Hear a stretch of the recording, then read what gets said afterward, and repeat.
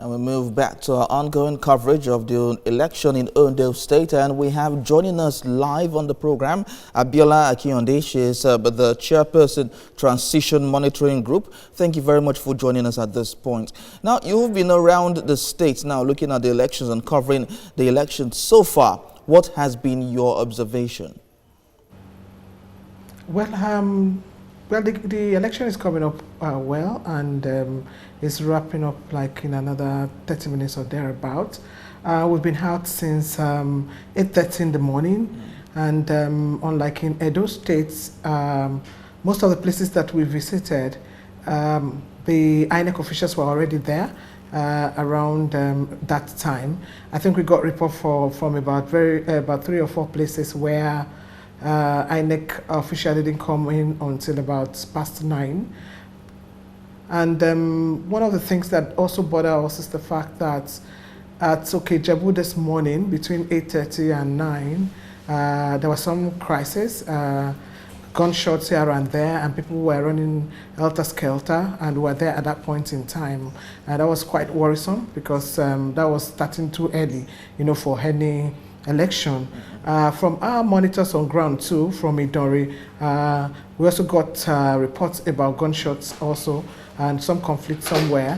But by and large, we had moved from Akure Metropolis to Owo, and on our way, we've been monitoring and observing elections in different places from Igbese, Imure, Owode, Obanla. Well, there are quite a number of people out, good turnout, but there seems to be a lot of transaction going on, a lot of vote buying.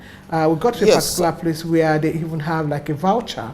Once you are going to vote, they'll give you a voucher. Then when you come back, you'll be paid and all of that. So there seems to be a whole lot of buying and selling in this election, which is really, really a big concern for us. Yes, it is a big concern, excuse me, but I will come to the issue of violence much later. But let's talk about the issue of vote buying as well. Now, in polling units we visited in Edo State as well, this same issue came up. Now, I've been seeing online that vote buying has characterized the ongoing elections. Now, we hear that people are getting between 5,000 naira and 10,000 naira. This issue has been a recurring issue. It was said to have happened in Edo State. Now it's happening in Ondo State. How does this affect the elections?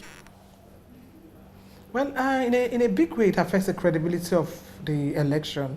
Any election that people have to buy and sell their conscience is not an election that is good for the country.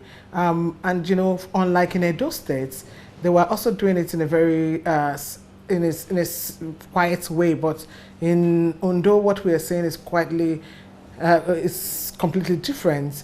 People are actually doing this in open spaces, in the before police and security and all of that. So it's really much more daring here, which shows that as a country we need to find a way of addressing this, and nobody's arresting anyone.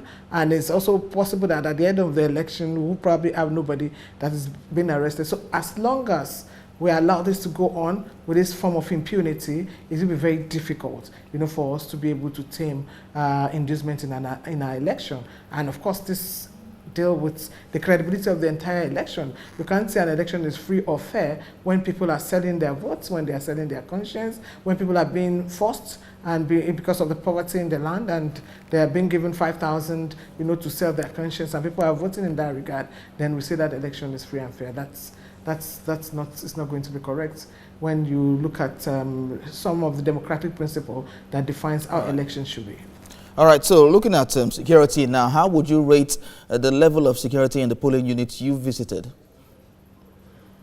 Well, there are quite a number of security officials around.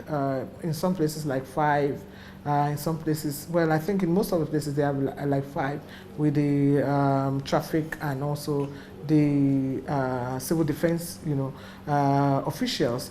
By and large, well, beyond all those places we had crisis in the morning, it's looking well, and we also had quite a number of barricades, probably more than what we had in Edo State. There are some soldiers in town who also were manning barricades and all of that. So, but I think that security-wise, well, we had quite a number, on ground. All right, Abiola Akinodik, Chairperson, Transition Monitoring Group, thank you very much for talking to us. Yeah, it's a pleasure to be here.